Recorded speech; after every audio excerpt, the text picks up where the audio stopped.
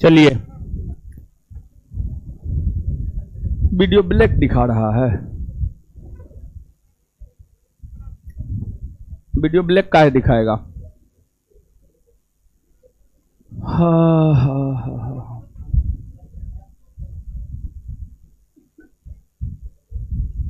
आ जाइए।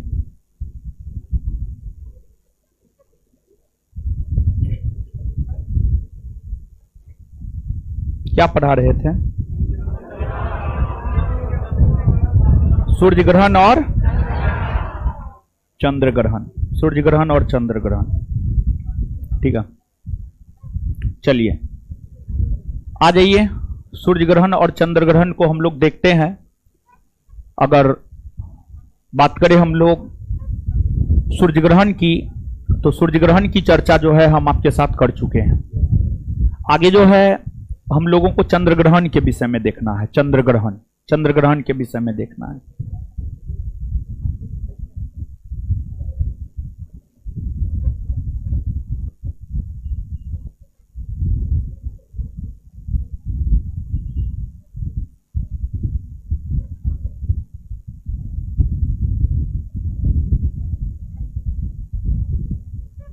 चंद्र ग्रहण,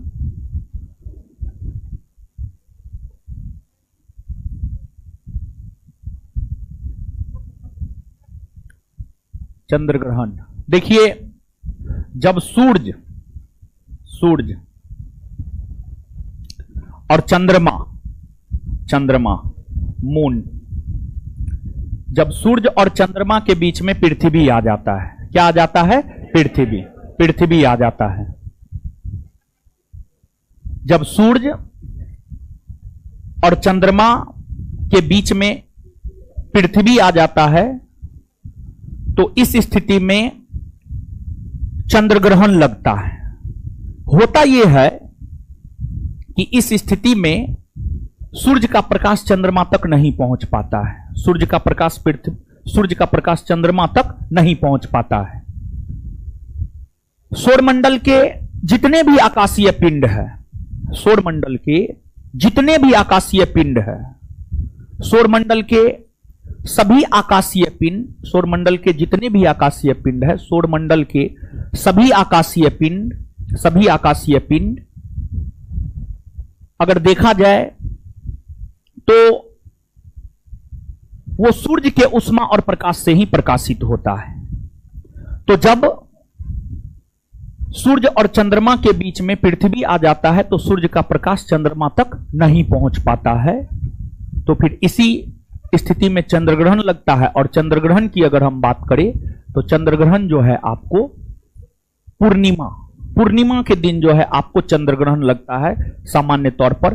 और ध्यान रहे कि प्रत्येक अमावास्या और प्रत्येक पूर्णिमा को सूर्य ग्रहण चंद्र ग्रहण नहीं लगता है। इसके पीछे रीजन है, कारण है। प्रत्येक पूर्णिमा और प्रत्येक अमावास्या को चंद्र ग्रहण सूर्य ग्रहण नहीं लगता है। अगर बात सूर्य ग्रहण की करें तो सूर्य ग्रहण अमावास्या को लगता है और चंद्र ग्रहण जो है आपको पूर्णिमा को लगता है। चंद्र ग्रहण पूर्णिमा को लगता है। लेकिन प्रत्येक अमावास्या और पूर्णिमा को चंद्र ग्रहण सूर्य ग्रहण नहीं लगता है। यह भी बात आप ध्यान में रखेंगे। अगर प्रत्येक अमावास्या को लगेगा तब तो एक माह में एक बार सूर्य ग्रहण, एक बार चंद्र ग्रहण, पूरे साल में तो लगभग हो जाएगा 12 बार सूर्य ग्रहण, 12 बार चंद्र ग्रहण। लेकिन ऐसा होता नहीं है, समझ गए।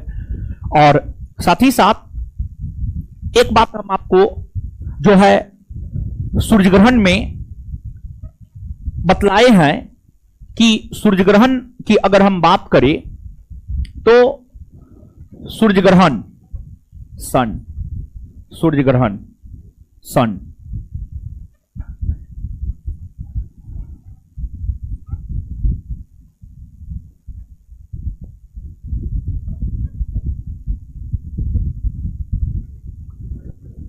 जब सूर्य और पृथ्वी के बीच में चंद्रमा आ जाता है तो सूर्य ग्रहण लगता है। हाँ या ना? हाँ। और देखिए जो सूर्य है, सूर्य को टोटल 6 परत में बांटा गया है। कुछ बुक 5 परत भी लिखता है, कुछ बुक 6 परत लिखता है। 6 ठीक है, 6 ज्यादा ऑथेंटिक है। जो सूर्य है, सूर्य की अगर आप बात करेंगे, जैसे हमारे शरीर में जो चमड़ी है, हमारे शरीर में जो चमड़ी है, उसका कोई एक परत थोड़े होता है, उसका कोई एक परत नहीं होता है, उसका कोई एक परत नहीं होता है, अनेकों परत होते हैं। आपको साइंस में पढ़ाया गया होगा, अगर आप पढ़ लिए होंगे बायोलॉजी तो आपको पढ़ाया गया होगा। तो जो आपको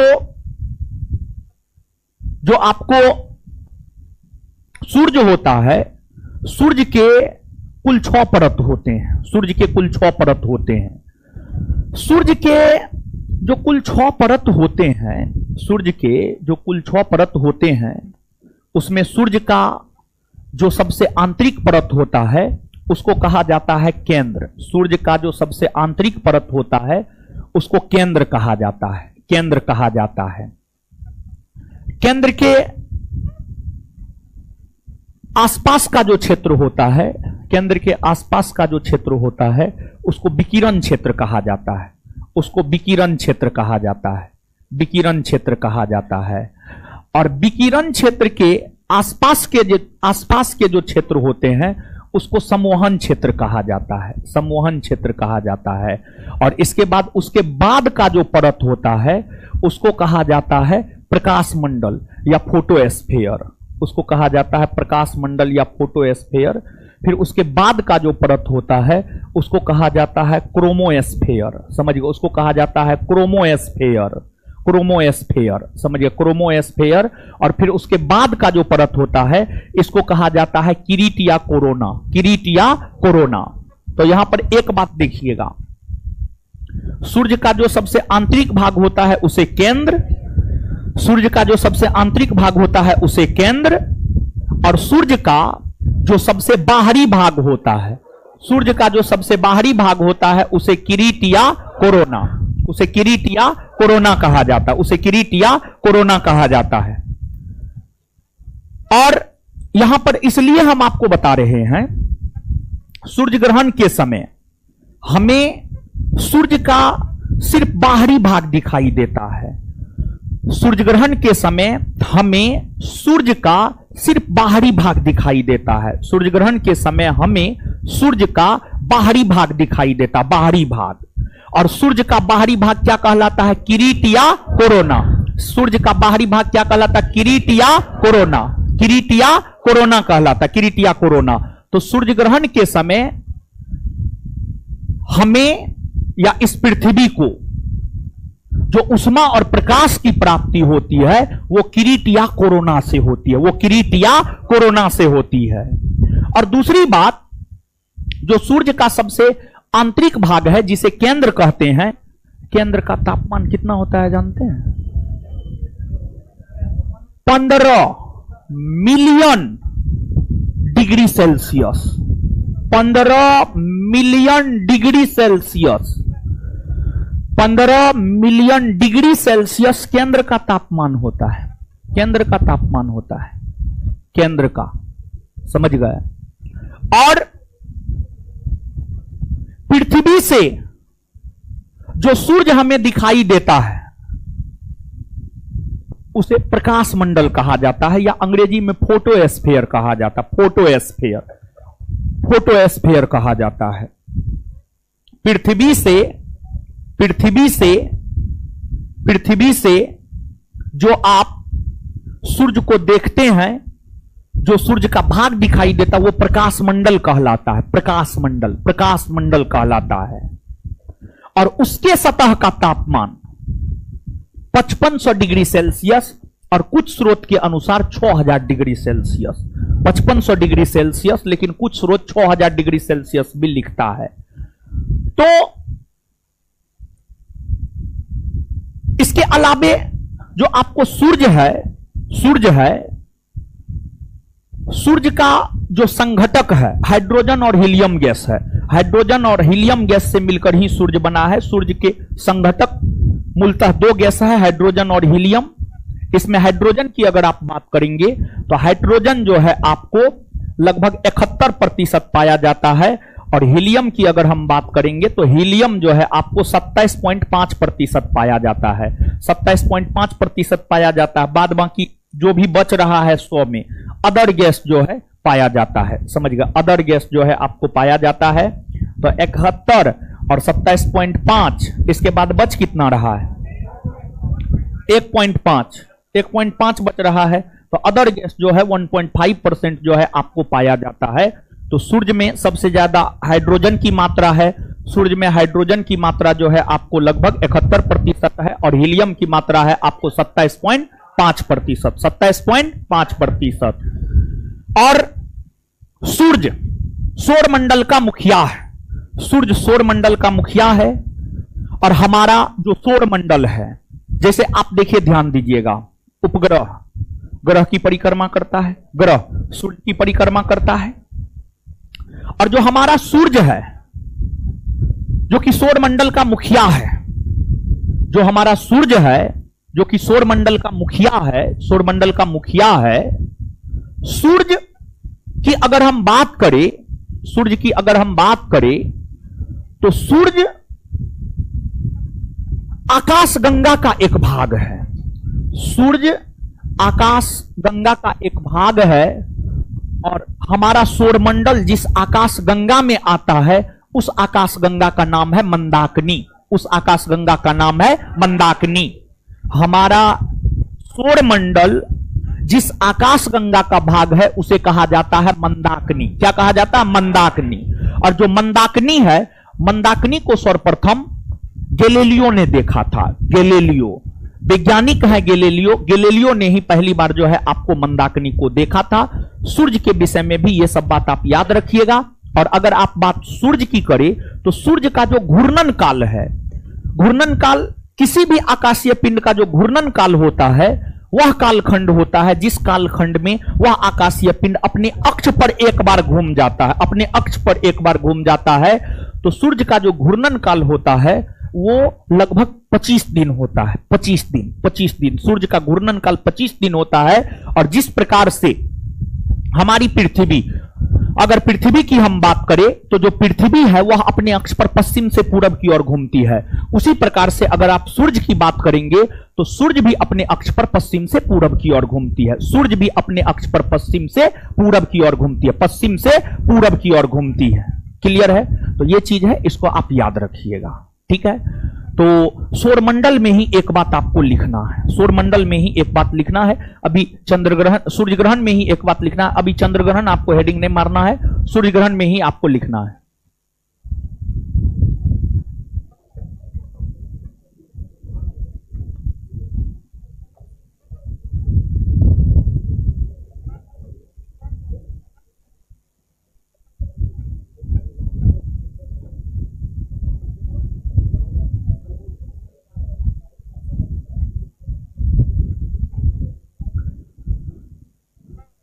लिखिएगा, लिखिएगा।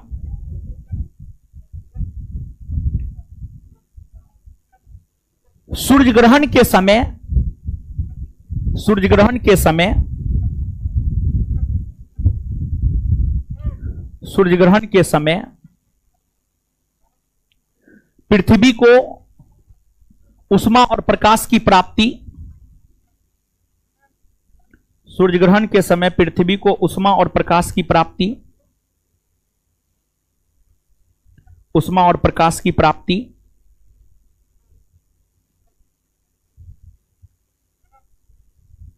उष्मा और प्रकाश की प्राप्ति, उष्मा और प्रकाश की प्राप्ति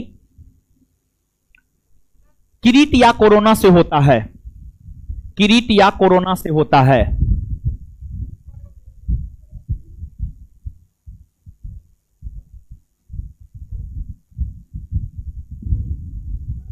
सूर्य ग्रहण के समय पृथ्वी को उष्मा और प्रकाश की प्राप्ति किरीट या कोरोना से होता है, किरीट या कोरोना से होता है।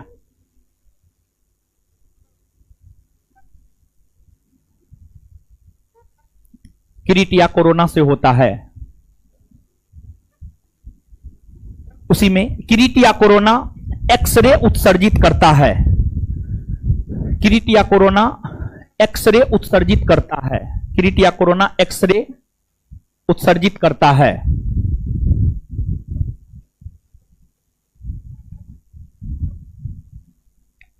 किरीट या कोरोना एक्सरे उत्सर्जित करता है। नेक्स्ट पॉइंट लिखिएगा, सूर्य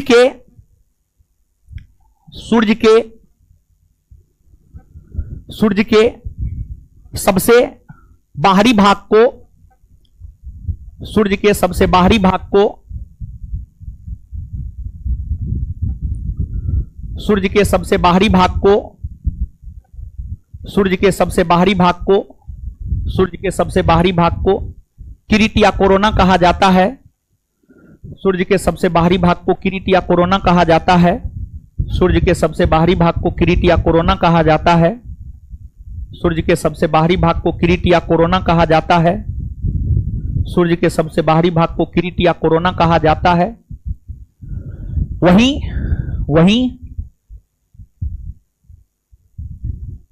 वहीं सूर्य के सबसे आंतरिक भाग को केंद्र कहा जाता है। वहीं सूर्य के सबसे आंतरिक भाग को केंद्र कहा जाता है।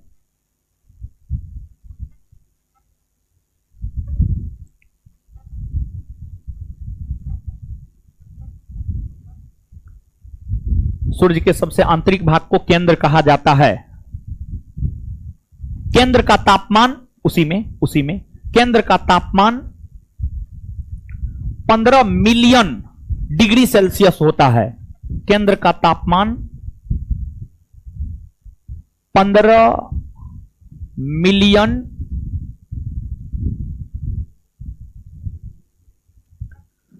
डिग्री सेल्सियस होता है।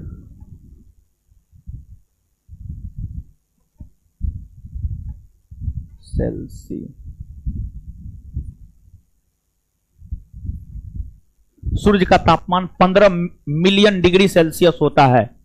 सूर्य का तापमान 15 मिलियन डिग्री सेल्सियस होता है। सूर्य का तापमान 15 मिलियन डिग्री सेल्सियस होता है। सूर्य का तापमान 15 मिलियन डिग्री सेल्सियस होता है। अब अगला पॉइंट लिखिएगा, पृथ्वी से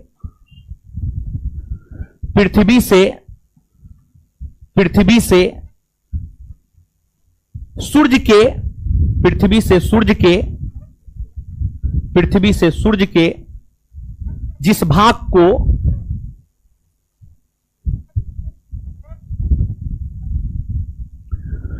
पृथ्वी से सूर्य के जिस भाग को हम पृथ्वी से सूर्य के जिस भाग को हम देख पाते हैं, उसे प्रकाश मंडल या फोटोस्फीयर, उसे प्रकाश मंडल या फोटोस्फीयर, उसे प्रकाश मंडल या फोटोस्फीयर,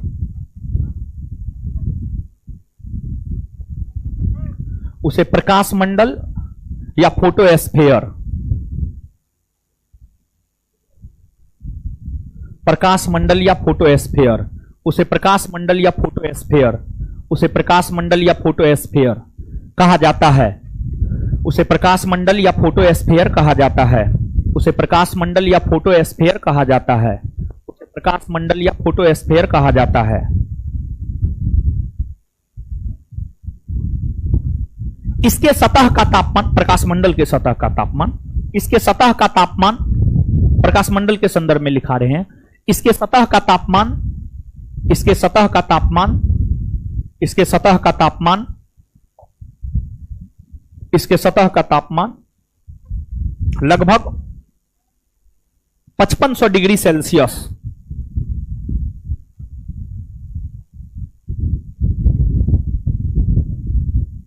लगभग 5500 डिग्री सेल्सियस होता है। लगभग 5500 डिग्री सेल्सियस होता है। अब जो है एक पॉइंट लिखा रहे हैं, अगला पॉइंट लिखिएगा, सूर्य को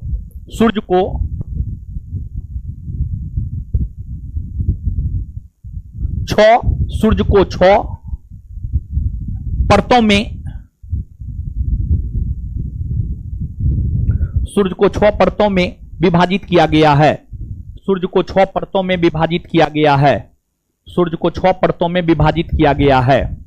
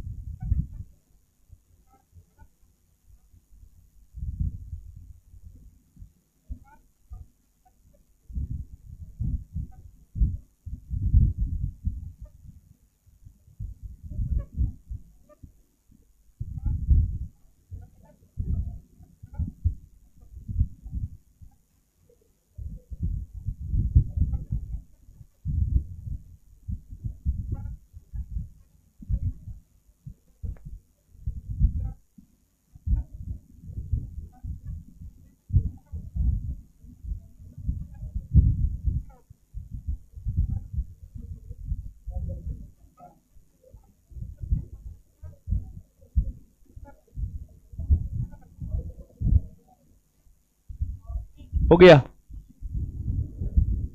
केंद्र हो गया, विकिरण क्षेत्र हो गया, संवहनी क्षेत्र हो गया, फोटोस्फीयर हो गया, क्रोमोस्फीयर हो गया, क्रिटिया कोरोना हो गया।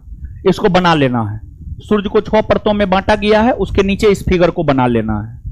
ठीक है, सबको हम दर्शा भी दिए और ऊपर में जितना महत्वपूर्ण बात था सब लिखा ही दिए हैं।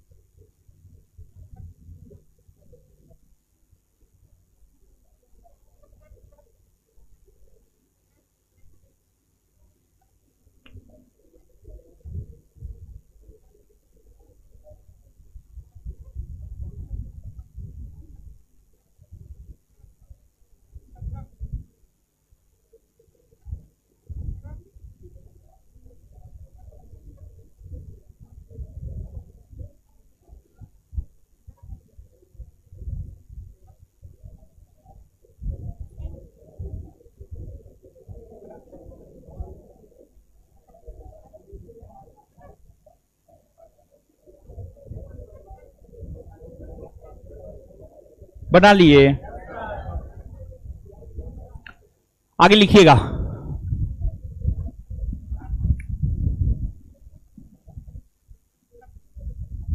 सूर्य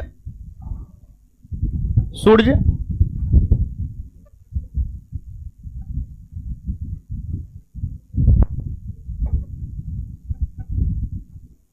का प्रमुख, सूर्य का प्रमुख संघटक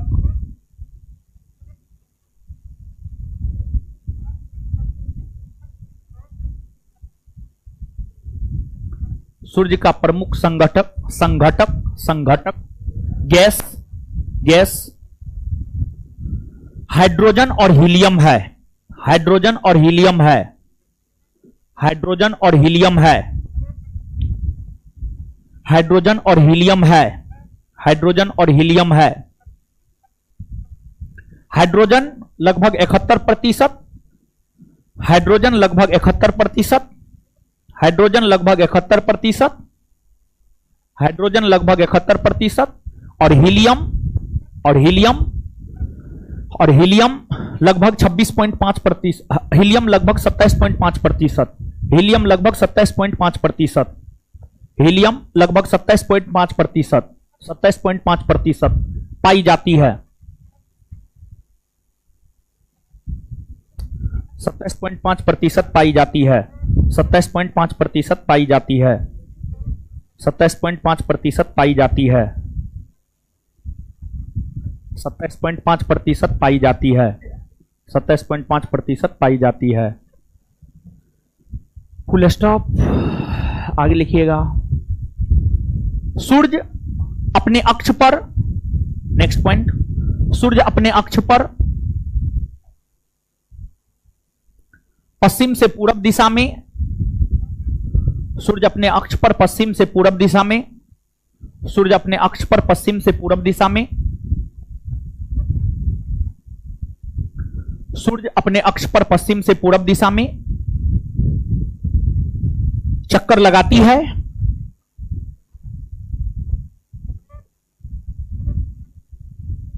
सूर्य का घूर्णन काल, सूर्य का घूर्णन काल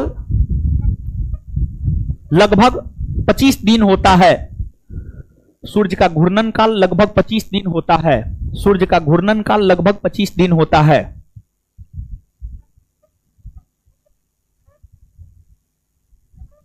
सूर्य का घूर्णन काल लगभग 25 दिन होता है। सूर्य का घूर्णन काल लगभग 25 दिन होता है। सूर्य का घूर्णन काल लगभग 25 दिन होता है। लगभग 25 दिन होता है। 25 दिन होता है।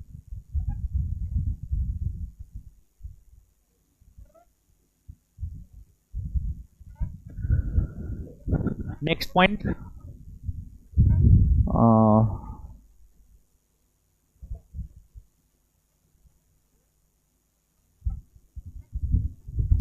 वर्तमान में सूर्य का उम्र, वर्तमान में सूर्य का उम्र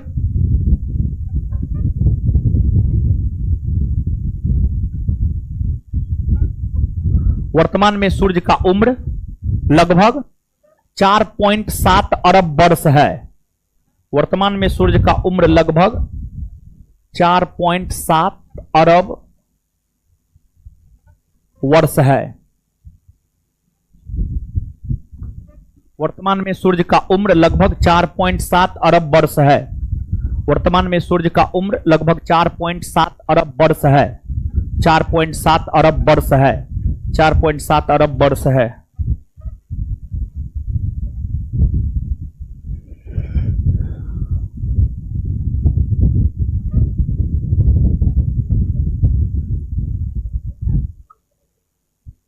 हमारा सौरमंडल, नेक्स्ट पॉइंट, हमारा सौरमंडल, हमारा सौरमंडल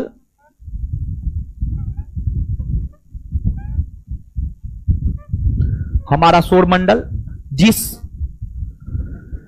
हमारा सौरमंडल जिस आकाशगंगा, हमारा सौरमंडल जिस आकाशगंगा का भाग है,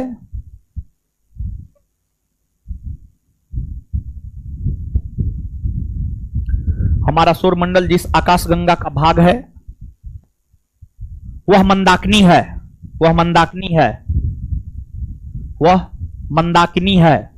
हमारा सौरमंडल जिस आकाशगंगा का भाग है वह मंदाकिनी है। मंदाकिनी है। नेक्स्ट पॉइंट, मंदाकिनी को, नेक्स्ट पॉइंट, मंदाकिनी को, मंदाकिनी को सर्वप्रथम, मंदाकिनी को सर्वप्रथम गैलीलियो ने देखा था। मंदाकिनी को सर्वप्रथम गैलीलियो ने देखा था। गैलीलियो ने देखा था। मंदाकिनी को सर्वप्रथम गैलीलियो ने देखा था। गैलीलियो ने देखा था। गैलीलियो ने देखा था। मंदाकिनी को सर्वप्रथम गैलीलियो ने देखा था। गैलीलियो ने देखा था। Full stop. Full stop. Full stop. Full stop. चलिए,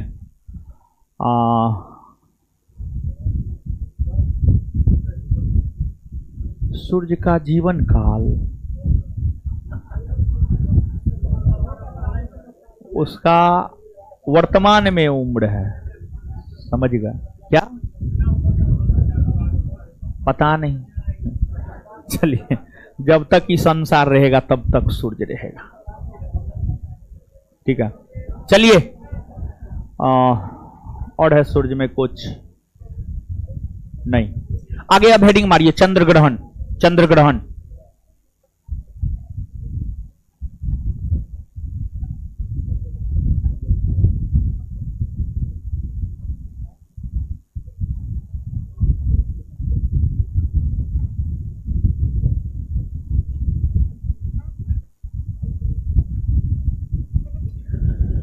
चंद्र ग्रहण, चंद्र ग्रहण, चंद्र ग्रहण, ठीक है, चंद्र ग्रहण।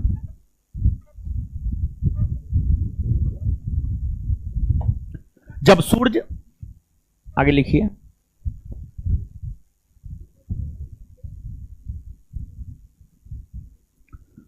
जब सूर्य और चंद्रमा के बीच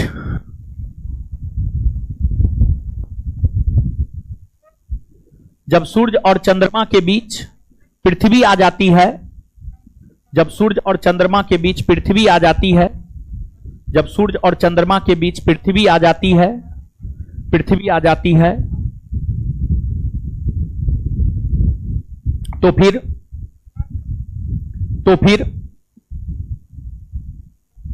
सूर्य का प्रकाश, तो फिर सूर्य का प्रकाश चंद्रमा तक नहीं पहुंच पाता है, तो फिर सूर्य का प्रकाश चंद्रमा तक नहीं पहुंच पाता है, तो फिर सूर्य का प्रकाश चंद्रमा तक नहीं पहुंच पाता है, तो फिर सूर्य का प्रकाश चंद्रमा तक नहीं पहुंच पाता है, चंद्रमा तक नहीं पहुंच पाता है, चंद्रमा तक नहीं पहुंच पाता है, फुल स्टॉप। इसे ही चंद्र ग्रहण कहा जाता है, इसे ही चंद्र ग्रहण कहा जाता है, इसे ही चंद्र ग्रहण कहा जाता है।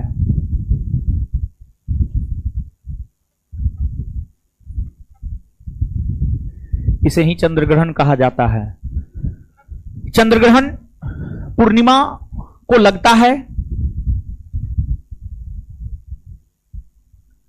चंद्र ग्रहण पूर्णिमा को लगता है,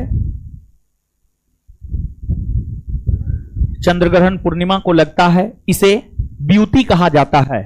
चंद्र ग्रहण पूर्णिमा को लगता है, इसे ब्यूटी कहा जाता है। चंद्र ग्रहण पूर्णिमा को लगता है, इसे ब्यूटी कहा जाता है। ब्यूटी, ब्यूटी, ब्यूटी, इसे ब्यूटी कहा जाता है, इसे ब्यूटी कहा जाता है।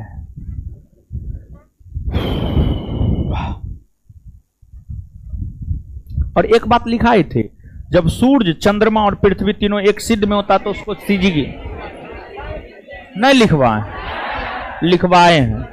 कुछ लोग ऐसे मुंह डोला रहा है, नहीं, ठीक है। डेली क्लासे ने करते हैं तो आपको तो कुछ नहीं लिखाए होंगे किताब में, कुछ आपको थोड़े बताए होंगे। उधर से एगो लड़का इसे इसे किया, इधर भी एगो लड़का किया। डेली क्लास कीजिए महाराज, समझ गए। चलिए अब आगे आइएगा। एगो चीज सुने हैं आप कि जो है आपको ज्वार भाटा, ज्वार भाटा सुने हैं? समुद्र का जल जो ऊपर उठता, ज्वार नीचे गिरता है, भाटा। तो ये ज्वार भाटा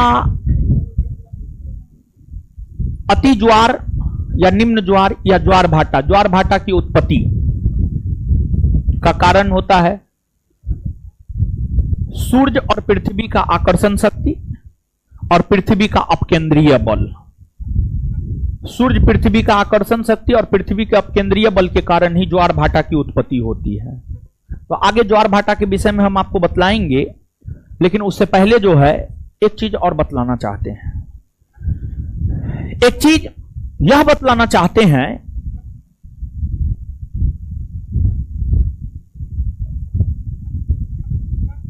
देखिए सूर्य है,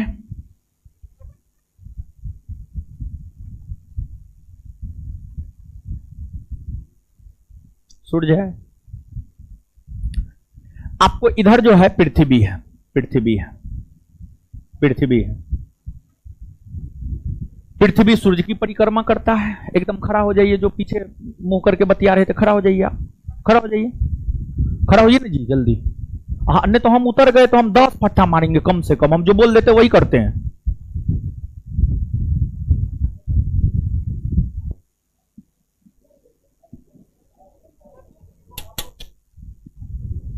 अब आने दीजिए, पहले तब पढ़ाएंगे। क्या हो रहा है जी? खड़ा हो जाए, खड़ा हो जाए। बोले आपको खड़ा होने समझ में काहे नहीं आता? उधर उधर उधर खड़ा होने के लिए बोले समझ में काहे नहीं आता? खड़ा होने के लिए बोले समझ में काहे नहीं आता? काहे नहीं समझ में आता है? समझ में काहे नहीं आता है? हाथ टूट जाए हमको कोई दिक्कत नहीं है, इलाज नहीं होगा हाथ का, हाथ हम तोड़ देंगे। बोले हैं तो तुमको समझ में नहीं आता है? तुमको लगता है, तुमको क्या लगता है हम नहीं देखे हैं जी? तुमको क्या लगता है हम नहीं देखे हैं? हम नहीं देखे हैं। तो फिर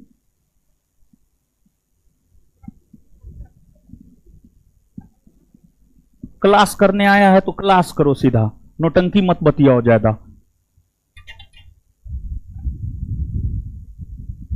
चलिए आइएगा, देखिए आपको जो है पृथ्वी ग्रह है, सूर्य की परिक्रमा करता है। पृथ्वी के विषय में हम आपको जब इंडियन ज्योग्राफी पढ़ा रहे थे तब भी बताए हैं, और वर्ल्ड ज्योग्राफी पढ़ा रहे हैं हम आपको तब पर भी बता रहे हैं। पृथ्वी को 179 अक्षांश रेखा में बांटा गया। 179 अक्षांश रेखा में बांटा गया है। पृथ्वी को जो 179 अक्षांश रेखा में बांटा गया है, उसमें एक है आपको 0 डिग्री अक्षांश रेखा। 0 डिग्री अक्षांश रेखा को विषुवत रेखा कहते हैं, और विषुवत रेखा से जब ऊपर जाते हैं तो यह उत्तरी गोलार्ध होता है, और विषुवत रेखा से जब नीचे आते हैं तो दक्षिणी गोलार्ध होता है। यह दक्षिणी गोलार्ध है, यह उत्तरी गोलार्ध है। उत्तरी गोलार्ध में एक है 23.5 डिग्री उत्तरी अक्षांश रेखा। जो 23.5 डिग्री उत्तरी अक्षांश रेखा होता है, इसको कर्क रेखा कहते हैं। इसको कर्क रेखा कहते हैं, कर्क रेखा कहते हैं। और फिर दक्षिणी गोलार्ध में आइएगा तो एक होता है 23.5 डिग्री दक्षिणी अक्षांश रेखा। जो 23.5 डिग्री दक्षिणी अक्षांश रेखा होता है, इसे कहते हैं हम लोग मकर रेखा। इसे कहते हैं हम लोग मकर रेखा, मकर रेखा। और देखिए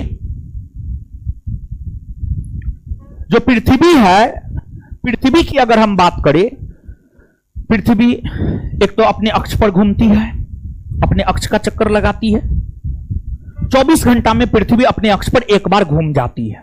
24 घंटा में पृथ्वी अपने अक्ष पर एक बार घूम जाती है, जिस कारण पृथ्वी पर दिन और रात होता है। जिस कारण पृथ्वी पर दिन और रात होता है, दिन और रात होता है।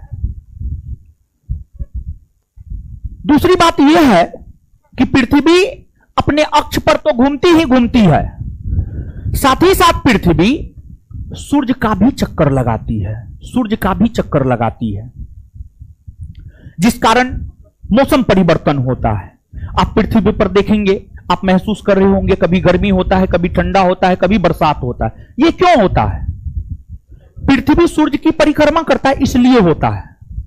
और दिन और रात होता है, आप देखिए दिन होगा, फिर अभी रात हो गया, अभी रात हो, तो पृथ्वी अपने अक्ष पर घूमती है, इसी वजह से दिन और रात होता है। पृथ्वी अपने अक्ष पर घूमता है, इसी वजह से दिन और रात होता है। और पृथ्वी सूर्य की परिक्रमा लगाती है, इसी वजह से जो है आपको मौसम परिवर्तन होता है। तो अब होता क्या है, कुछ स्पेसिफिक डेट में सूर्य की किरणें कर्क रेखा पर लंबवत चमकती है, कुछ स्पेसिफिक डेट में सूर्य की किरणें विषुवत रेखा पर लंबवत चमकती है, कुछ स्पेसिफिक डेट में सूर्य की किरणें मकर रेखा पर लंबवत चमकती है। जब सूर्य की किरणें कर्क रेखा पर लंबवत चमकती है तो उत्तरी गोलार्ध में दिन सबसे बड़ा होता है, और जब सूर्य की किरणें मकर रेखा पर लंबवत चमकती है तो दक्षिणी गोलार्ध में दिन सबसे बड़ा होता है। और जब सूर्य की किरणें विषुवत रेखा पर लंबवत चमकती है तो पूरे पृथ्वी पर दिन और रात की अवधि एक समान होती है। पूरे पृथ्वी पर दिन और रात की अवधि एक समान होती है। तो आपसे आपके परीक्षा में पूछा जाता है, उत्तरी गोलार्ध में दिन सबसे बड़ा कब होता है? दक्षिणी गोलार्ध में दिन सबसे बड़ा कब होता है? पूरे पृथ्वी पर दिन और रात की अवधि कब एक समान होती है या बराबर होती है? एक समान होती है या बराबर होती है? समझ गए? तो एक तिथि है 21 मार्च, 21 मार्च, और एक तिथि है 23 सितंबर, 23 सितंबर, 23 सितंबर। फिर एक तिथि है 21 जून, 21 जून, 21 जून, और एक तिथि है 22 दिसंबर, 22 दिसंबर, 22 दिसंबर। भूगोल वेताओं का यह मानना है कि सूर्य की किरणें 21 जून को कर्क रेखा पर लंबवत चमकती है। सूर्य की किरणें 21 जून को कर्क रेखा पर लंबवत चमकती है, जिस वजह से 21 जून को उत्तरी गोलार्ध में दिन सबसे बड़ा होता है, और दिन बड़ा होगा तो स्वाभाविक सी बात है रात छोटा होगा। और दूसरी बात, अगर उत्तरी गोलार्ध में दिन बड़ा है तो दक्षिणी गोलार्ध में दिन छोटा होगा। उसी प्रकार से सूर्य की किरणें 22 दिसंबर को मकर रेखा पर सीधी चमकती है, जिस वजह से 22 दिसंबर को दक्षिणी गोलार्ध में दिन सबसे बड़ा और रात सबसे छोटी। और 21 मार्च और 23 सितंबर को, 21 मार्च और 23 सितंबर को सूर्य की किरणें विषुवत रेखा पर लंबवत चमकती है, जिस वजह से इस दोनों तिथि को पूरे पृथ्वी पर दिन 12 घंटा और रात 12 घंटा, दिन 12 घंटा और रात 12 घंटा। तो यहां पर जो है थोड़ा सा आपको कंफ्यूजन होगा, थोड़ा सा कुछ बात आपके दिमाग में चल रहा होगा, दिन बड़ा रात छोटा का मतलब क्या होता है? दिन बड़ा रात छोटा का मतलब क्या होता है? देखिए, एक बात तो आप जानते हैं कि एक दिन 24 घंटा का होता है। एक चीज कभी आप गौर किए हैं? सूर्योदय और सूर्यास्त। सूर्योदय किसी दिन 5:25 पर होगा, सूर्यास्त, सॉरी पहले सूर्योदय समझ लीजिए, किसी दिन सूर्योदय 5:25 पर होगा, किसी दिन 5:20 पर होगा, किसी दिन 5 बजे हो जाएगा, किसी दिन 6 बजे होगा। ऐसा होता है? एकदम होता है। फिर सूर्यास्त की अगर आप बात करेंगे तो सूर्यास्त किसी दिन 6:05 पर होगा, किसी दिन 6 बजे हो जाएगा, किसी दिन 5:55 में होगा। ऐसा होता है? एकदम से होता है। देखिए, आपको सामान्य तौर पर यह माना जाता है कि दिन 12 घंटा और रात 12 घंटा, दिन 12 घंटा और रात 12 घंटा। लेकिन होता क्या है कि 21 जून को सूर्य की किरणें कर्क रेखा पर लंबवत चमकती है, तो इस दिन जो होता है, दिन जो होता है वो 12 घंटा से ज्यादा समय का हो जाता है। मान लिया जाए दिन 12 घंटा 10 मिनट का हो गया, और जब दिन 12 घंटा 10 मिनट का हो गया तो स्वाभाविक सी बात है रात हो जाएगा 11 घंटा 50 मिनट। तो यही होता है दिन बड़ा और रात छोटा होना। कुछ समझ पा रहे हैं आप? यही होता है और कुछ नहीं है। खैर, ये सब पूछेगा नहीं, समझने के लिए हमने आपको बतलाया है। यहां पर जो तिथि है 21 जून, 22 दिसंबर, 21 मार्च, 23 सितंबर, ये सब तिथि याद रखना जरूरी है कि कौन तिथि को उत्तरी गोलार्ध में दिन सबसे बड़ा और रात छोटी, कौन तिथि को दक्षिणी गोलार्ध में दिन सबसे बड़ी और रात छोटी, और कौन तिथि को पूरे पृथ्वी पर दिन और रात की अवधि एक समान होती है। समझ गए? तो ये 3 बात जो है आपको याद रखना जरूरी है। और सूर्य, पृथ्वी, ब्रह्मांड सब के विषय में जान रहे तो यही सब तो जानना है। और जानना क्या है? नीचे से लिखिए स्टार मार के पॉइंट वाइज।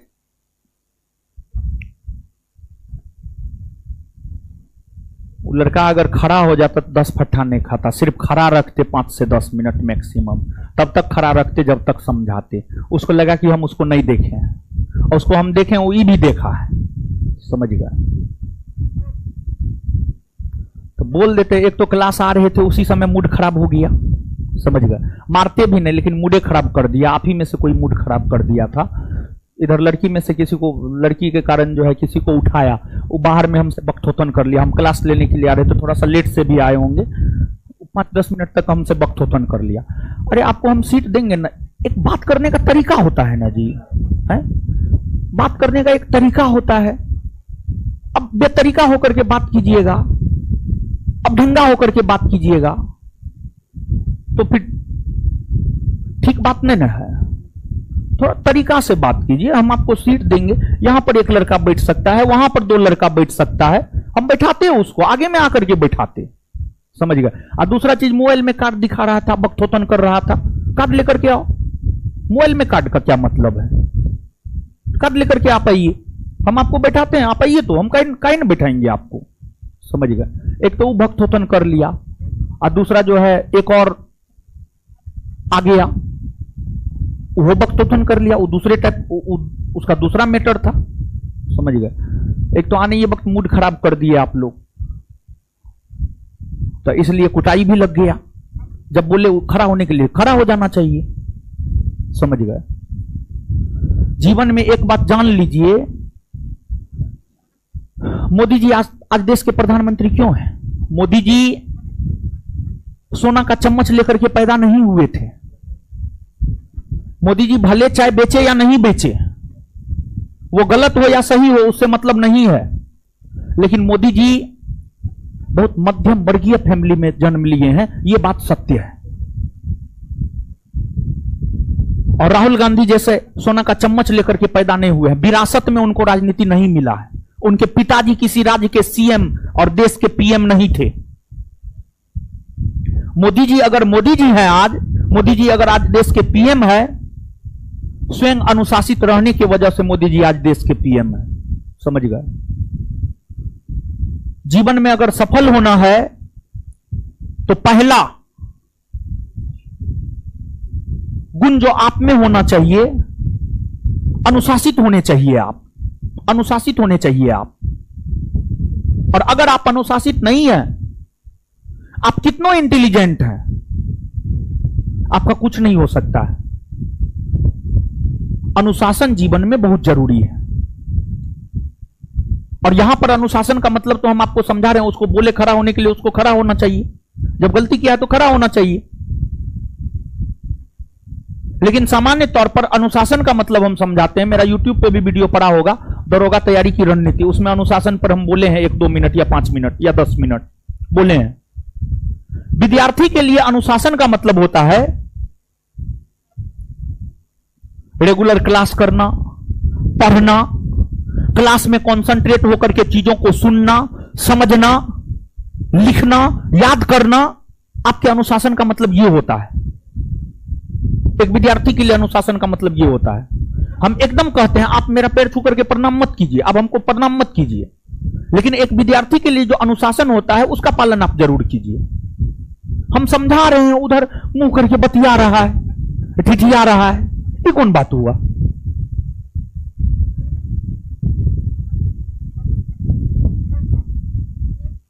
और ऊपर से गलती कर दिया, ऊपर से खड़ा भी नहीं हो रहा, बताइए, यानी चोरी भी सीना जोड़ी भी। नीचे से लिखिए, लिखिएगा, पॉइंट वाइज लिखिएगा, पॉइंट वाइज है क्या, जाइए ना, लिखिएगा।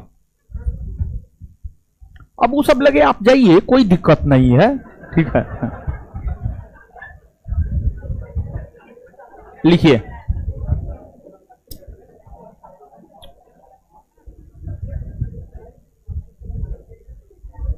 लिखिएगा।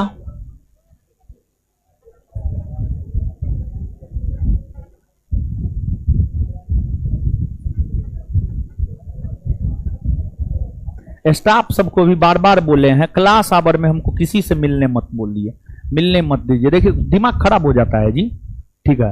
एक तो सुबह से लेकर शाम तक क्लास करवाते हैं, क्लास लेते हैं, ऊपर से जो है ऊंचा आवाज में कोई बात करे बर्दाश्त नहीं होता है। और सबसे बड़ी बात क्या है जानते हैं, हम भी अभी उम्र नहीं ढला है जी, ठीक है, उम्र नहीं ढला है। ये हमारा दोष नहीं, हमारे उम्र का दोष, हम इस बात को समझते हैं, समझ गए। यही अगर मान लिया जाए कि 45 प्लस हो जाएंगे, कोई कुछ भी बोलेगा, उतना ऊंचा आवाज में भी बोलेगा, उतना फर्क नहीं पड़ेगा। अभी फर्क पड़ न जाता है जी, समझिएगा। ऊंचा आवाज में कोई कैसे बोल देगा, है, समझिएगा। और एक आप विद्यार्थी हैं, आप हमसे पढ़ते हैं, थोड़ा तरीका से न बात कीजिएगा जी, है, ऊंचा आवाज में बात कीजिएगा, ये कौन बात हुआ, समझ गए। तो ठीक नहीं लगता है कुछ चीज, समझ गए। तो स्टाफ सब भी एकदम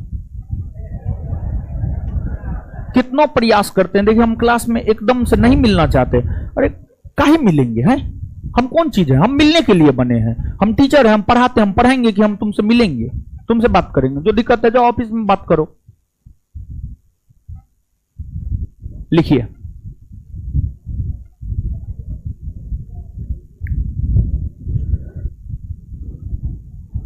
लिखिएगा।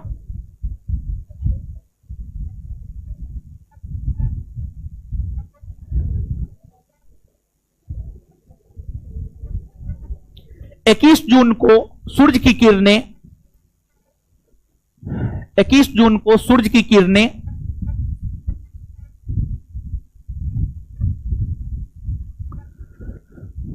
इक्कीस जून को सूरज की किरणें कर्क रेखा पर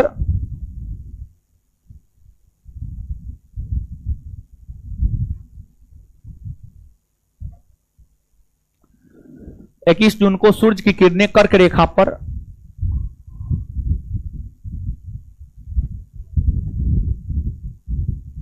लंबवत चमकती है,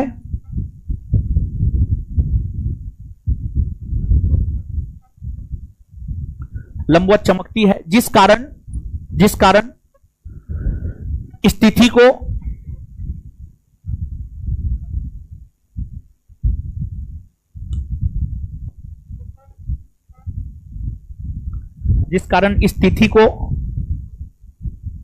को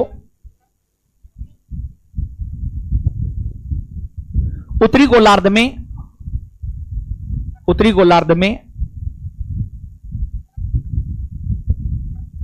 दिन सबसे बड़ा, उत्तरी गोलार्ध में दिन सबसे बड़ा और रात सबसे छोटी होती है। उत्तरी गोलार्ध में दिन सबसे बड़ा और रात सबसे छोटी होती है। उत्तरी गोलार्ध में दिन सबसे बड़ा और रात सबसे छोटी होती है।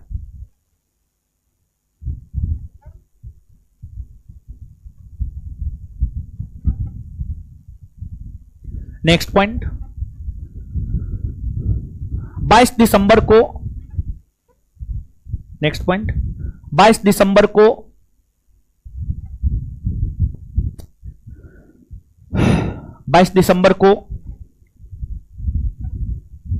22 दिसंबर को सूरज की किरणें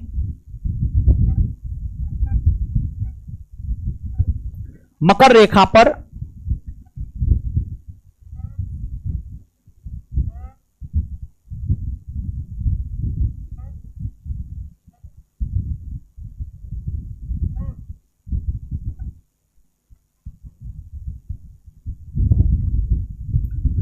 दिसंबर को सूरज की किरणें मकर रेखा पर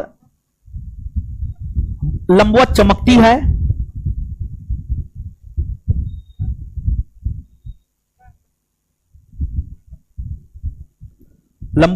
है,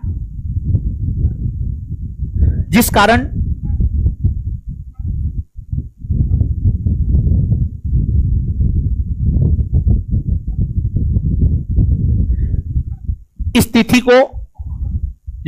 स्थिति को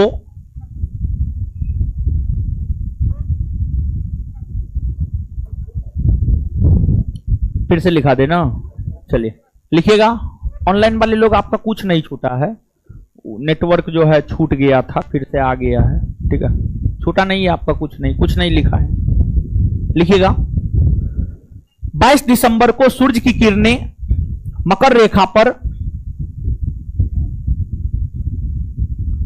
22 दिसंबर को सूरज की किरणें मकर रेखा पर लंबवत चमकती है। 22 दिसंबर को सूर्य की किरणें मकर रेखा पर लंबवत चमकती है। 22 दिसंबर को सूर्य की किरणें मकर रेखा पर लंबवत चमकती है, जिस कारण स्थिति को दक्षिणी गोलार्ध में दिन सबसे बड़ा और रात सबसे छोटी होती है। दिन सबसे बड़ा और रात सबसे छोटी होती है। दिन सबसे बड़ा और रात सबसे छोटी होती है। दिन सबसे बड़ा और रात सबसे छोटी होती है। Full stop. रात सबसे छोटी होती है। Full stop. Next point.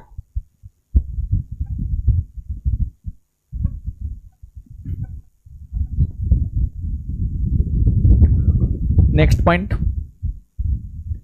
21 मार्च और 23 सितंबर को 21 मार्च और 23 सितंबर को नेक्स्ट पॉइंट। 21 मार्च और 23 सितंबर को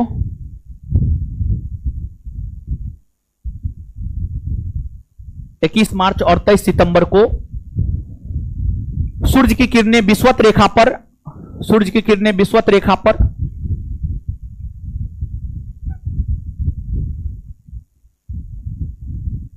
सूर्य की किरणें विषुवत रेखा पर लंबवत चमकती है। सूर्य की किरणें विषुवत रेखा पर लंबवत चमकती है। लंबवत चमकती है, जिस कारण इन दोनों तिथियों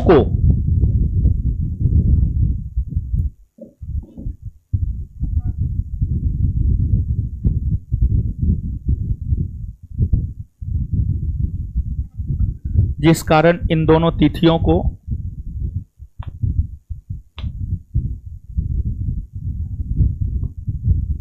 जिस कारण इन दोनों तिथियों को पूरे पृथ्वी पर जिस कारण इन दोनों तिथियों को पूरे पृथ्वी पर दिन और रात की अवधि पूरे पृथ्वी पर दिन और रात की अवधि पूरे पृथ्वी पर दिन और रात की अवधि बराबर होती है।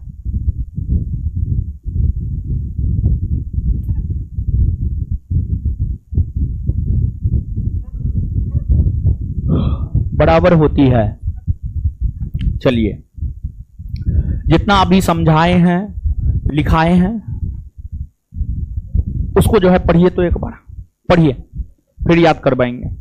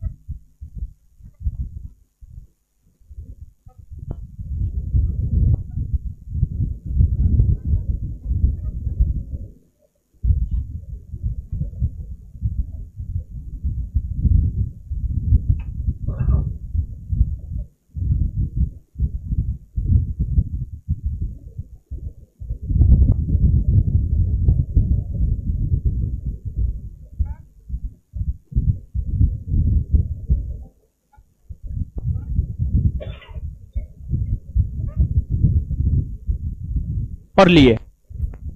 आइए तो याद करते हैं।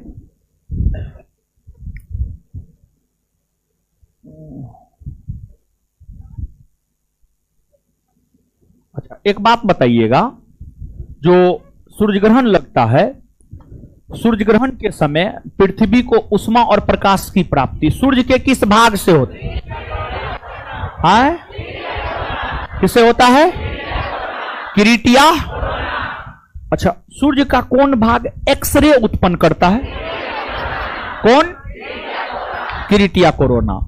इसके बाद आगे बताइएगा कि जो सूर्य है, सूर्य के संघटक में हाइड्रोजन कितना प्रतिशत?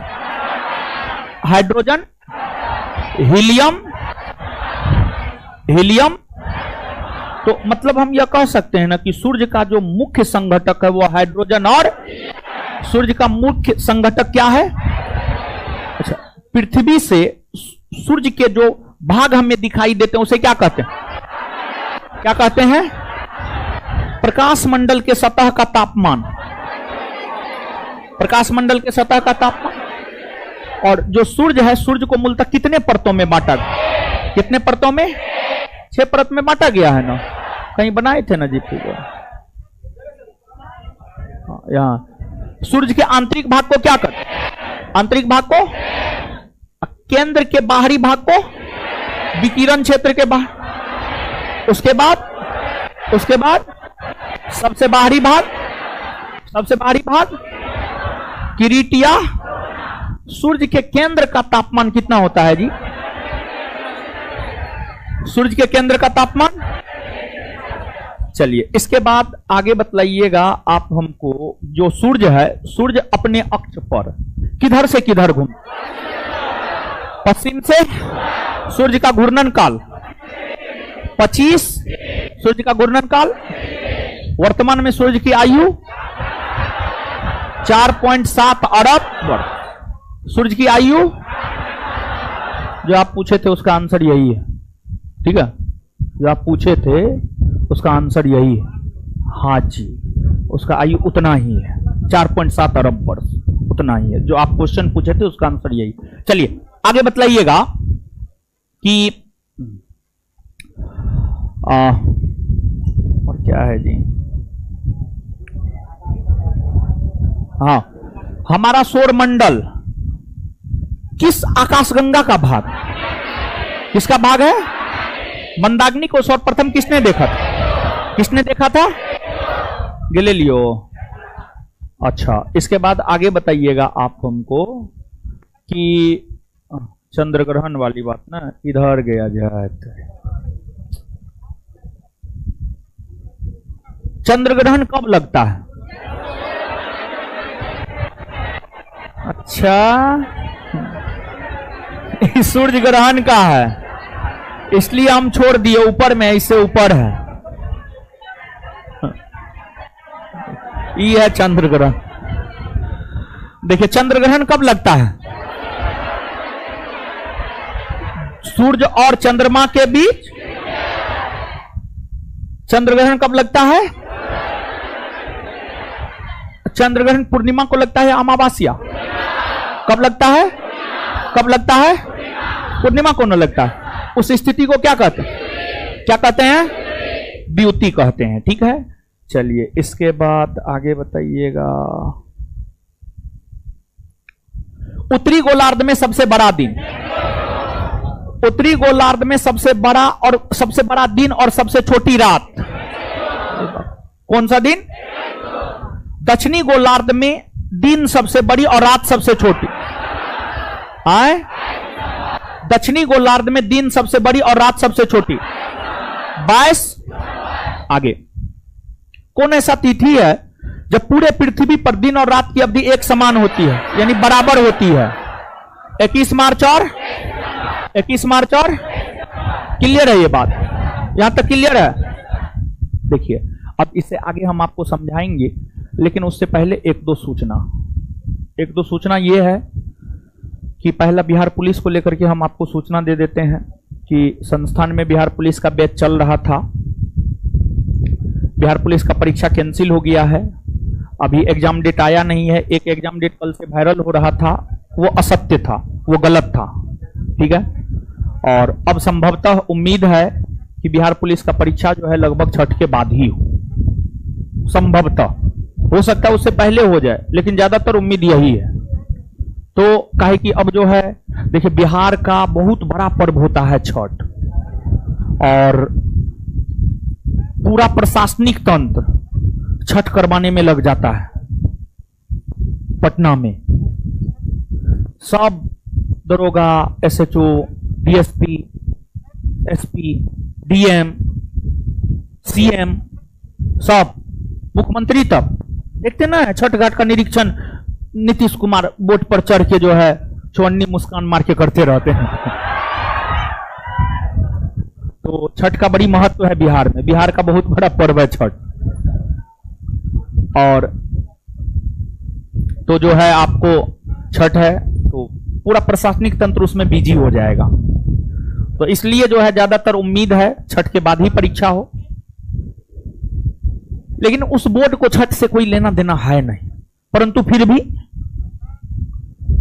तो जो बिहार पुलिस बैच चल रहा था उसको लेकर के बहुत जल्दी नोटिफिकेशन देंगे और विद्यार्थी को संस्थान से जोड़ करके रखेंगे ताकि वो उनमें रेगुलरिटी बना रहे, कंटिन्यूटी बना रहे, वो पढ़ते रहे।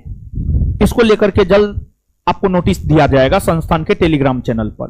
और दूसरी बात, कुछ विद्यार्थी के मन में है कि क्या सर फिर से जो बुलाइएगा तो फिर उसके लिए पैसा लीजिएगा। कोई बात नहीं है, ऐसी कोई बात नहीं है, आपसे कोई फी नहीं लिया जाएगा। आपने एक बार फी पेमेंट कर दिया तो अब हम आपसे 72 बार एक ही चीज के लिए फी लेंगे नहीं। एक बार फी ले चुके हैं, जब तक वो परीक्षा नहीं हो जाता है तब तक दोबारा हम आपसे फी क्यों लेंगे। उतना भी मानवता और नैतिकता खत्म नहीं हो गया है कि हम आपसे दोबारा फी लेंगे, समझ गए। दूसरी बात ये है, और इसको लेकर सूचना बहुत जल्दी दिया जाएगा, ठीक है। किसी ना किसी रूप में हम आपको जोड़ लेंगे और तैयारी को और बेहतर से बेहतर करवाने का प्रयास करेंगे। तीसरी बात यह है कि कल से बिहार दरोगा का एक नया बैच आ रहा है। 6 अक्टूबर से 6 अक्टूबर सही है तो है, 6 अक्टूबर से जो है बिहार दरोगा का एक नया बैच आ रहा है। टारगेट बैच है दोपहर में 2 से 5 और एक सप्ताह डेमो है। अगर आपका कोई दोस्त भाई मित्र सगे संबंधी बिहार दरोगा का तैयारी करना चाहता है, जो नोटिफिकेशन आउट हुआ है 1275 पोस्ट का, उसको लेकर तैयारी करना चाहता है तो उसे आप इंफॉर्मेशन दे सकते हैं, उसे आप भेज सकते हैं। डेमो अवेलेबल है। और दूसरी बात, बहुत सारे लोग इसमें ऐसे होंगे जिनका ग्रेजुएशन अभी क्लियर नहीं हुआ है, 2023 लास्ट या 2024 शुरू में जो है उनका ग्रेजुएशन क्लियर होगा। 2024 में भी बिहार दरोगा की वैकेंसी आनी है, लगभग 2000 पोस्ट की वैकेंसी आनी है। ऐसा एडीजी बिहार पुलिस मुख्यालय एडीजी का यह स्टेटमेंट है। 2024 में बिहार पुलिस में 19,000 और बिहार दरोगा में 2,000 वैकेंसी आनी है। और वो वैकेंसी जरूर आएगा क्योंकि 2025 में बिहार विधानसभा का चुनाव है, निश्चित तौर पर आएगा। तो उसको लेकर जो है 2024 के वैकेंसी को लेकर जो है यानी कुछ प्लान कर रहे हैं। जैसे अपने यहां जितना बच्चा पढ़ता है, जो भी दरोगा की तैयारी करता है, ठीक है, यानी ओवरऑल जो है जिन भी बच्चा का सिलेबस खत्म हो चुका है, 4-5 सब्जेक्ट खत्म हो चुका है, तो एक टेस्ट ऑर्गेनाइज करेंगे, ठीक है, एक टेस्ट ऑर्गेनाइज करेंगे। देखिए, तैयारी हर कोई करता है लेकिन सफलता हर किसी को नहीं मिलता है। तैयारी करने से अगर सफलता मिल जाता तो हर कोई सफल हो जाता। और हर स्टूडेंट अपना कोई ना कोई स्ट्रेटजी बनाता है, रणनीति बनाता है, उसके तहत तैयारी करता है। किसी का रणनीति कारगर होता है तो सफल हो जाता है, अगर कारगर नहीं हुआ तो सफल नहीं हो पाता है। तो एक बेहतर स्ट्रेटजी के तहत जो है तैयारी करना है ताकि सफलता मिले। तो 2024 में संस्थान से जुड़े जो भी लोग होंगे जो उस वैकेंसी को टैकल करेंगे, संस्थान में आज हजारों की संख्या में छात्र है, 2-3 हजार छात्र हमको चुनना है तो बहुत बड़ी बात ना है। तो अपने संस्थान में सुबह से लेकर शाम तक स्पेशली फाउंडेशन बैच अपने संस्थान में सुबह से लेकर शाम तक जो स्पेशली फाउंडेशन बैच चलता है, उस फाउंडेशन बैच में से 2-3 हजार बच्चा को चूज करेंगे बहुत जल्दी। उसके लिए एक टेस्ट होगा, समझिए, टेस्ट होगा। और टेस्ट में वही पूछेंगे जो हमने आपको पढ़ाया है, और जो हमने आपको पढ़ाया है उसको अगर आपने गेन किया है, वो चीज अगर आप याद रखे हुए हैं, तो ये चीज दर्शाता है कि आगे जो हम आपको पढ़ाएंगे वो भी बात आप याद रखेंगे। लेकिन जो चीज हमने पढ़ाया है आप याद नहीं रखे हैं, तो ये चीज दर्शाता है कि आप आगे पढ़ाने वाले चीजों को भी याद नहीं रखेंगे। उस प्रकार के लोगों को उस बैच में शामिल हम नहीं करेंगे। अप्रॉक्स में दिसंबर के आसपास, नेक्स्ट नोटिफिकेशन आने से पहले, देखिए नोटिफिकेशन आने के बाद तैयारी कीजिएगा तो रिजल्ट थोड़े होता है, नहीं होता है। तैयारी अभी से शुरू कीजिए ताकि नोटिफिकेशन आने तक तैयारी कम से कम 60 से 70% रहे और नोटिफिकेशन आने के बाद बचा हुआ 30 से 40% तैयारी हो जाए और पूरा रिवीजन कर ले। ये होना चाहिए।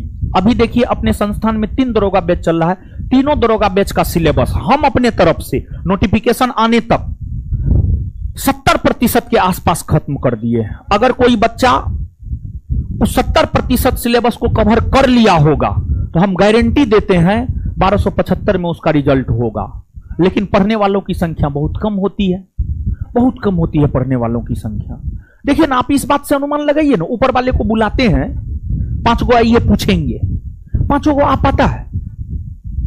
बताइए, आ पाता है? नहीं आ पाता है। तो इसी से आप अनुमान लगाइए पढ़ने वालों की संख्या कितनी कम है। आप थोड़ा सा मेहनत कर दीजिएगा ना, रिजल्ट हो जाएगा आपका। बहुत ज्यादा मेहनत का जरूरत ना है, क्योंकि पढ़ने वालों की संख्या बहुत कम है। एक एवरेज निकाला जाता है, 100 में 10 विद्यार्थी पढ़ने वाला होता है, समझ गए? तो 4 फाउंडेशन बैच चलता है, चारों फाउंडेशन बैच में टेस्ट ऑर्गेनाइज करेंगे और उस चारों फाउंडेशन बैच मिला करके ऑन एवरेज हर बैच में 2500-3000 बच्चा पढ़ रहा है। अभी अपने फाउंडेशन में ऑफलाइन की बात कर रहे हैं, ऑनलाइन की बात हम नहीं कर रहे हैं। 10,000 बच्चा अभी अपने यहां फाउंडेशन बैच में पढ़ रहा है, ऑफलाइन, दोनों सेंटर मिला करके फाउंडेशन बैच में।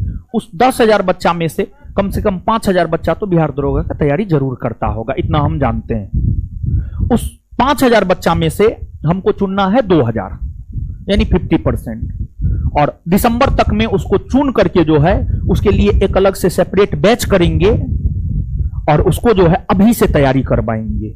यानी नेक्स्ट वैकेंसी 2024 में जो वैकेंसी आएगा उसके लिए अभी से तैयारी करवाएंगे। लेकिन एक बात ये हम बोल रहे हैं, लेकिन आपका ये कर्तव्य है कि नवंबर लास्ट में जो है थोड़ा सा किसी को अगर याद रहेगा तो हम आप हमको याद दिलवा दीजिएगा, ठीक है? तो ये काम करेंगे ताकि आप बेहतर कर सके अपने जीवन में। आप संस्थान से जुड़े हैं तो आप सफल हो सके अपने जीवन में, समझ गए? तो ये चीज है। तो हम आपको यही कहना चाहेंगे, चारों बैच का अलग अलग टेस्ट होगा। जिस बैच में जो चीज पढ़ाया जा चुका है, जो बच्चा जितना पढ़ा है उससे उतना ही पूछेंगे हम। ऐसा नहीं कि पूरा हम पूछेंगे ना, जितना पढ़ा है हम उससे उतना ही पूछेंगे। उतना अगर 100% है तो फिर आप अच्छे विद्यार्थी हैं, आगे आप बेहतर कर सकते हैं, समझ गए? और एक बिहार एसएससी को लेकर बहुत ज्यादा इंक्वायरी है, तो बिहार एसएससी के बैच को लेकर के हम आपको जानकारी दे दें कि बिहार एसएससी का बैच बहुत जल्दी आएगा। लेकिन कल के बैच को देखने के बाद बिहार एसएससी बैच के विषय में जो है हम आपको बताएंगे, समझ गए?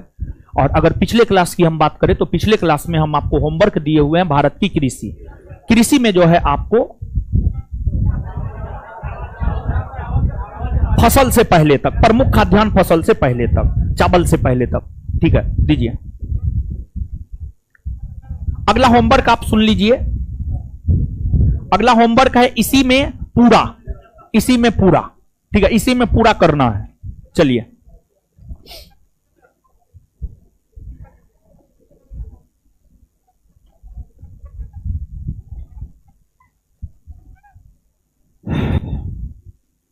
ए लड़के, कम से कम 3 रबी फसल का उदाहरण बोलिए। 3 रबी फसल। चना, क्या? गेहूं ना जी, गेहूं, हाँ। चना, पटल, मटर, ओ मटर, ठीक है, ठीक है, बैठ जाइए।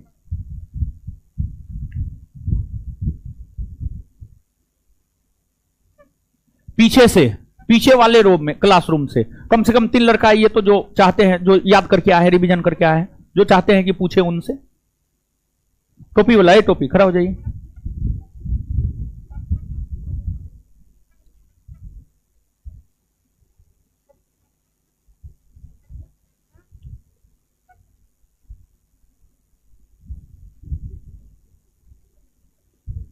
अच्छा, हरित क्रांति आने से किस फसल के उत्पादन में कमी हुई? मोटे अनाज। ठीक है, बैठ जाइए। इधर इसरो में जो लड़का चाहते हैं कि हम उनसे पूछे, लड़का स्पेशली इसरो में जो लड़का चाहते हैं हम उनसे पूछे, वो खड़ा हो जाइए। देख लीजिए, आप पढ़ने वाले की संख्या देख लीजिए। जो चाहता है पूछे, मतलब वो पढ़ के आया है, स्वाभाविक सी बात है। देख लीजिए, 10% बहुत हो गया, समझे? बताइए।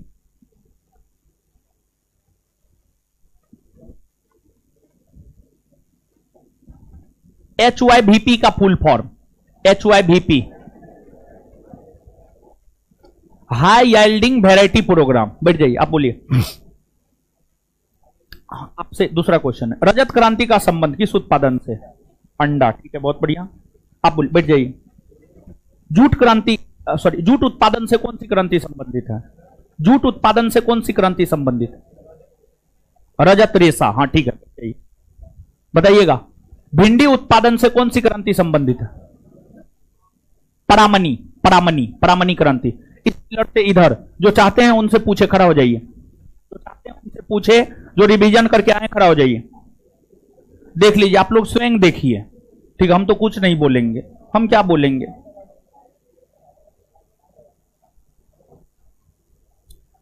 नीली क्रांति का जनक किसे माना जाता है? हीरालाल चौधरी। बहुत बढ़िया। भारत में श्वेत क्रांति का जनक किसे माना जाता है? वर्गीज कुरियन। बहुत बढ़िया, बैठ जाइए। आगे बताइएगा आप। भारत में हरित क्रांति का जनक किसे माना जाता है? MS स्वामीनाथन। बहुत बढ़िया। चलिए, वो पिलर से इस पिलर के बीच में जो चाहते हैं उनसे पूछे, खड़ा हो जाइए। वो पिलर से इस पिलर के बीच में जो चाहते हैं, खड़ा हो जाइए। चलिए, आप बताइएगा हमको, बोरलाग पुरस्कार कौन क्षेत्र में दिया जाता है? कृषि। बहुत बढ़िया, बैठ जाइए। विश्व में हरित क्रांति का जनक, विश्व में नॉर्मन बोरलाग। चलिए, अब इस पिलर से आगे तक खड़ा हो जाइए। जो लड़का चाहते हैं पूछे उनसे क्वेश्चन। चलिए, बताइएगा।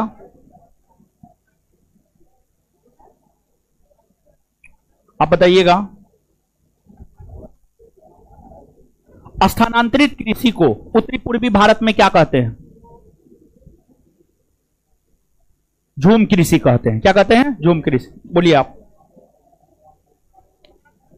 2016 में जैविक खेती करने वाला भारत का पहला राज्य कौन बना? सिक्किम। बहुत बढ़िया, बैठ जाइए। आगे बताइएगा आप। मिश्रित कृषि किसे कहा जाता है? जब पशुपालन और कृषि दोनों एक साथ। ठीक है, बैठ जाइए। आप बताइएगा।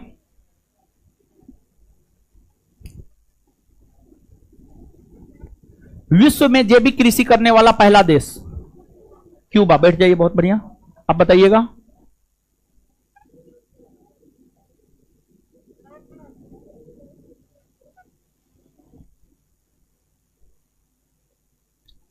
ट्रक फार्मिंग किस कृषि से संबंधित है? बागानी। बहुत बढ़िया, बैठ जाइए। आप बताइएगा।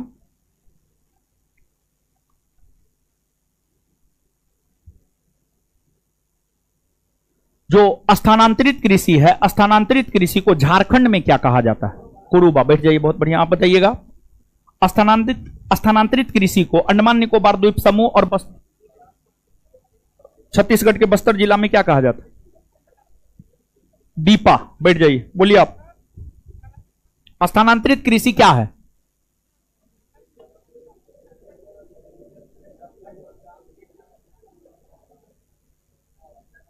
ठीक है, बैठिए बैठिए।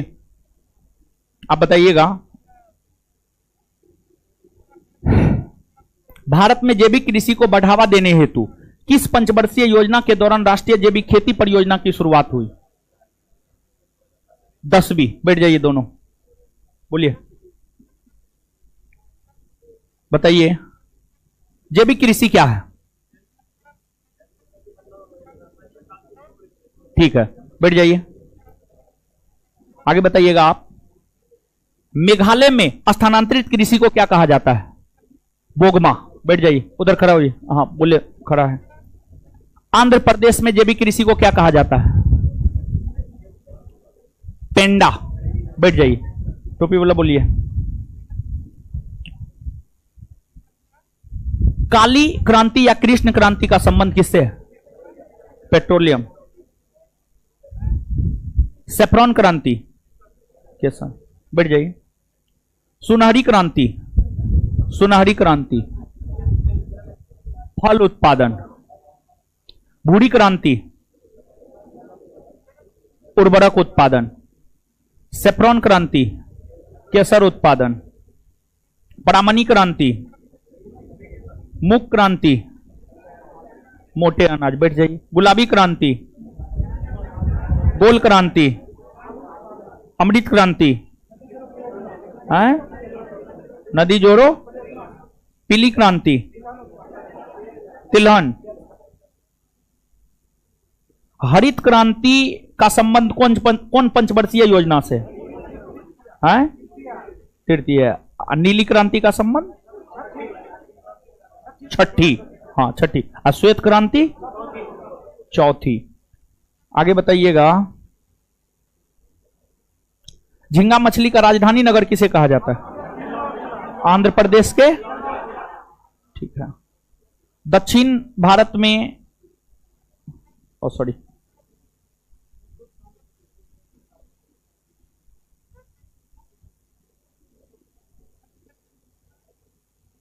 रबी फसल कब बोया जाता है?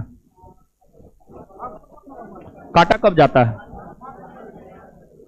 चलिए किसका है? चलिए आगे होमवर्क कृषि पूरा करके आना है। ठीक है, इससे आगे मिलेंगे अगले क्लास में। हमको निकलने दीजिए, तब आप लोग निकलिएगा। धन्यवाद सभी लोगों का।